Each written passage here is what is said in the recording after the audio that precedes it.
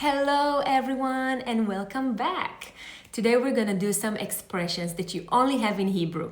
So English can translate them, but never replace them. Love that. We're gonna do some clean equivalences and nuances. So let's get started.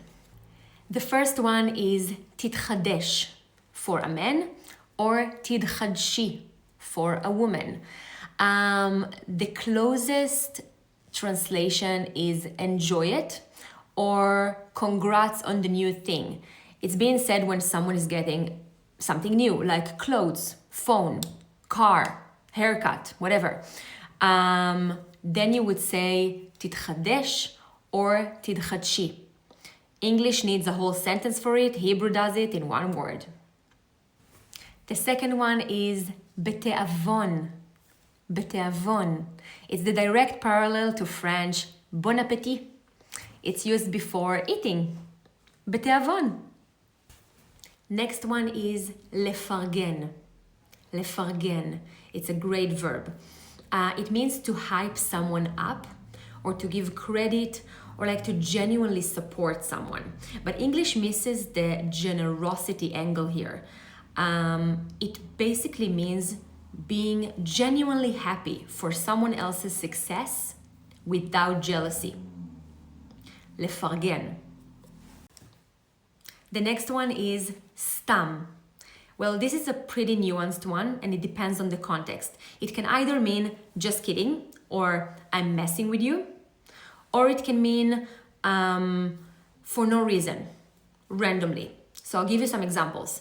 Let's say you're talking with your best friend and you're messing with them and then they would be like, oh my God, no way. Then you can be like, Stam, kidding, messing with you. This is one way of using it. The other way to use that, you can say, I don't know, I just did it. I just did it, Stam, I don't know, for no reason. Why you did it? Stam. Stam. So it's a vibe word. It usually cancels or softens what was said. Next one is Bali. Oh my God, I love this one. This is probably the most Israeli thing to say ever. Like you would hear that a lot in Israel. So it's like saying, I feel like, or I'm in the mood for something. For example, instead of saying, I want pizza, we would say, Bali pizza. Kind of like, I feel like pizza. I'm in the mood for pizza. So you can say that for things you want to eat or things you want to do or places you want to go. You know, anything you feel like you're in the mood for. Bali, like I feel like going to the park. Bali. I feel like going to this place. Bali. I feel like doing this now. Playing Monopoly. Bali. Next one is pitom. Pitom. It's also a pretty nuanced word and it depends on the context. So it can mean either no way, absolutely not, or, you know, of course not.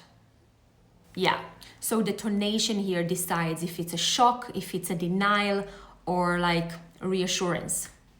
For example, if someone in Israel is telling you, I'm paying the bill, you can be extra polite and say, ma pitom, like no way, I'm paying. Ma pitom. That's the no way. Another example would be, I don't know, you're coming to this party today, ma pitom. Absolutely not. So, okay, again, the tonation plays a big role here. Next one is para. Literally means cow. So that's a slang for taking things slowly, one step at a time, one cow at a time. I love that one.